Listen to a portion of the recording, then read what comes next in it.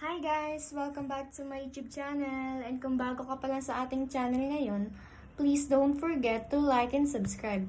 And i-click mo na yung notification bell para ma-notify ka sa ating mga bagong unboxing videos. So for today, unbox natin ang BE, ang 7th mini album ng BTS. Big Hit released 2 versions of the BE album, the Deluxe and the Essential. Ipapakita ko sa inyo dyan sa taas yung Deluxe version niya and yung main difference niya sa Essential. Ang hawak kasi natin ngayon ay ang Essential version niya.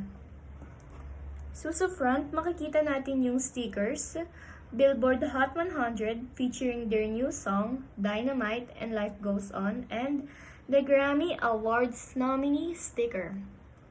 Ayan yung spine niya. And yung back cover. Open na natin siya. First we got here is the BE Essential poster.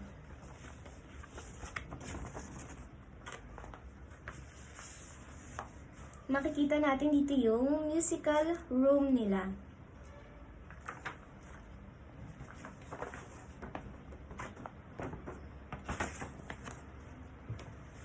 Next up is the CD. Makikita natin dito yung BE, BTS logo, and Big Hit Entertainment. Here we got the photo cards. Makikita natin dito si Suga, V, J-Hope, Jungkook, Jimin. Click in my description below to know more about the QR code. Jin, Namjoon, and for the official random photo card too, we got the... So let's move on to the photo book. Sa front, makikita natin yung BE and Life Goes On lyrics. Sa first page, makikita natin yung group pic nila. On September 27, 2020, Big Hit announced that there will be a 7th mini album coming up, and it will be available on November 20, 2020.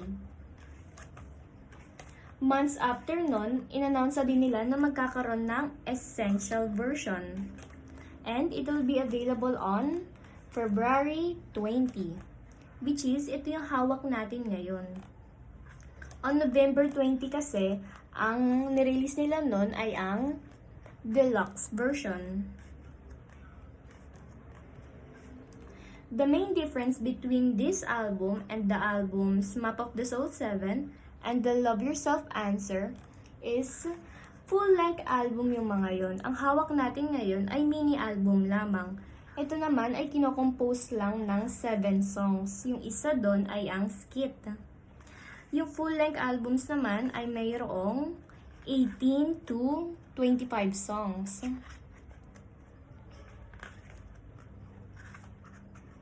Sa last page, makikita na natin yung group pic nila na kumakain. And after that, makikita natin yung Polaroid pics that are colored black and white. In less than 24 hours din, nakabenta tong album na to ng more than 2 million copies kaagad. Nag-top din siya sa France, Canada, Australia, and their very own home country, South Korea.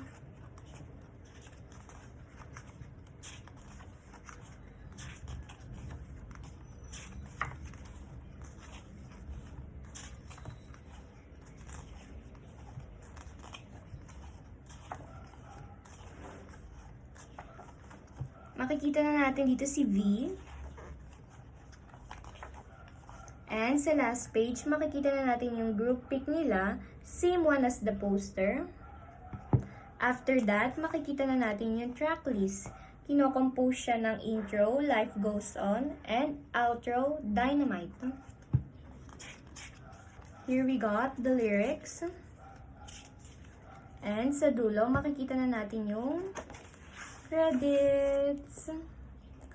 So that's the end of our video guys, and kung nagustuhan mo tong video na to, please don't forget to like and subscribe, and i-click mo na yung notification bell para ma-notify ka sa ating mga bagong unboxing videos. Bye! Thank you for watching!